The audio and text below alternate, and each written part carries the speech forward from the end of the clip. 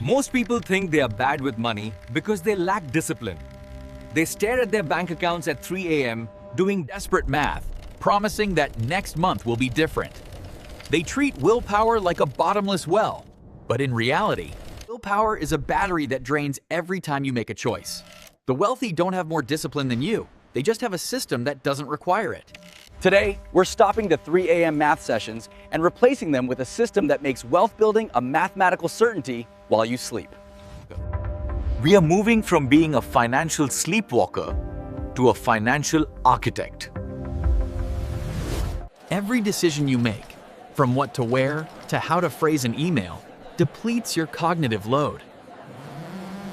By the time you get to the grocery store after work, your saving muscle is exhausted.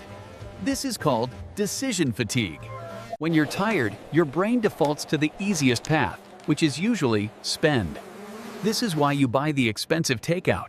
Even though there's food at home, you aren't lazy. Your brain is literally out of gas. To win, we have to remove the choice entirely. If you never have to decide to save, you can never decide to stop. Society's version of normal is a financial suicide pact. Normal is a $700 car payment, a mortgage that eats 50% of your income, and a credit card balance that grows every December. We've been sold a lie that looking rich is the same as being rich. But looking rich is a performance. Being rich is a quiet reality. Before we build your system, you have to accept that the normal path leads to a 40-year prison sentence.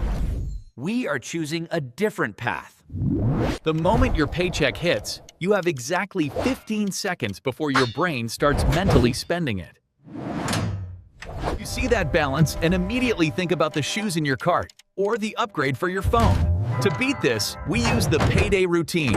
We don't wait until the end of the month to see what's left. There is never anything left. Instead, we move the money the second it arrives. This isn't just a transfer, it's a psychological boundary. If the money isn't in your checking account, it doesn't exist for spending. We categorize your life into 3 pipes. First is the buffer, your rent, utilities, and groceries. This should never exceed 60% of your take-home pay. If it does, you don't have a spending problem, you have a lifestyle problem. Second is the engine, the money that goes into index funds or high-yield accounts. This is your freedom fund. Finally, there's the play. This is the 10% you spend on whatever you want, guilt-free. By automating these pipes, you stop budgeting and start monitoring a machine you've already built. We have to address the elephant in the room. Why do smart people make poor financial decisions? It's not a lack of intelligence, it's cognitive depletion. By the time you've finished a 9-to-5, navigated traffic, and decided what's for dinner, your brain's ability to resist a limited time offer on a new gadget is effectively zero. This is why we don't try to save. We remove the decision. Think of your bank account as a plumbing system. Most people have one big pipe where money comes in, and dozens of tiny leaks where it disappears. We are going to install a sorting valve. On the day your paycheck hits, the system doesn't ask for your permission. It doesn't check if you're feeling disciplined this month. It simply executes a pre-written command. If you have to log into your bank to move money, you have already lost the battle against your own psychology. We want the saving version of you, the one who is watching this video right now, to make the decisions for the tired version of you, who just finished a 10-hour shift. This is the only way to win against a world designed to keep you spending. The 15-second rule we discussed earlier only works if the money has a destination. We use 3 specific vaults. First is the buffer. This is your 60%. It covers the cost of being alive: rent, power, base groceries. If this vault is overflowing, if your lifestyle costs 80% or 90% of your income, you aren't building a system, you're managing a crisis. Second is the engine. This is the most important part of the machine. This money goes directly into your investments. This is the money that buys your freedom. Every dollar in this vault is a little soldier working 24/7 to bring back more soldiers. Finally, there is the play. This is the 10 to 20% you spend on whatever makes life worth living. The magic of this system is that when you spend from the play vault, The guilt is gone. You aren't cheating on your budget. You are executing the plan. You've already fed the engine. Now you're feeding your soul. This balance is what makes the System sustainable for 20 years instead of 20 days. Let's talk about the first major shift, $10,000. For most of your life, you've likely operated in a state of chronic financial stress. When you have less than a month's expenses in the bank, your brain is stuck in an ancient survival loop. A check engine light isn't a mechanical issue, it's a life-altering catastrophe. This state of high cortisol makes you worse at your job, shorter with your family, and more prone to impulsive spending. But when that $10,000 milestone is hit, something chemical happens. You stop being a financial sleepwalker.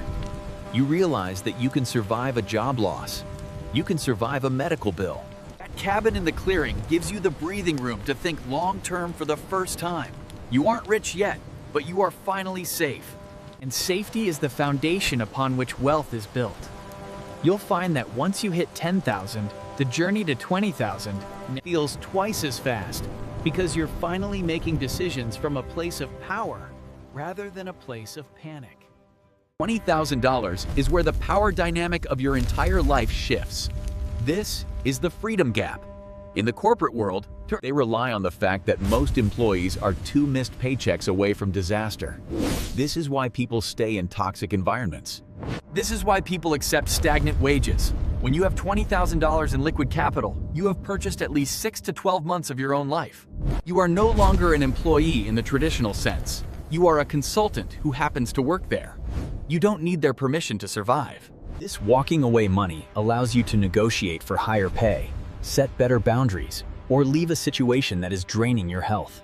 The most valuable thing you can buy with $20,000 isn't a car or a vacation. It's the word no. The ability to say no to things that don't serve you is the ultimate indicator of wealth. As we approach the end of this journey, we have to talk about the status trap. We live in an era where everyone is performing wealth. They have the gleaming monster truck, the designer labels, and the massive mortgage. But if you look behind the curtain, they are eating cereal for dinner to afford the payments. They own the image of success, but they don't own their time. Real wealth is silent. It's the 10-year-old Honda driven by a person with $100,000 in their brokerage account. It's the ability to wake up on a Tuesday and decide you don't feel like working today. Most people spend their lives chasing A version of normal that is actually a financial suicide pact. We are choosing a different identity. We aren't the people who have nice things. We are the people who own our lives. This shift in identity is the final piece of the puzzle. Once you stop caring about looking rich, actually becoming rich becomes surprisingly easy. If you've watched this far, you are already ahead of 90% of the population. You've moved from curiosity to understanding the mechanics. But understanding isn't enough. You have to build the machine. Go to your bank today. Set up that first automated transfer. Even if it's only $50. Prove to yourself that the system works. Then, month by month, increase the flow. Watch your buffer grow. Watch your engine roar. And eventually, you'll realize that the 3 a.m. math sessions have stopped. The anxiety has been replaced by a quiet, mathematical certainty. Building wealth isn't a sprint. It's a series of automated steps that lead to a finish line most people don't even believe it exists. But you know it's there. And now, you have the roadmap to reach it. If you're ready to become the architect of your own freedom, hit that subscribe button. I'm Arav Quill, and I'll see you when you reach the next milestone.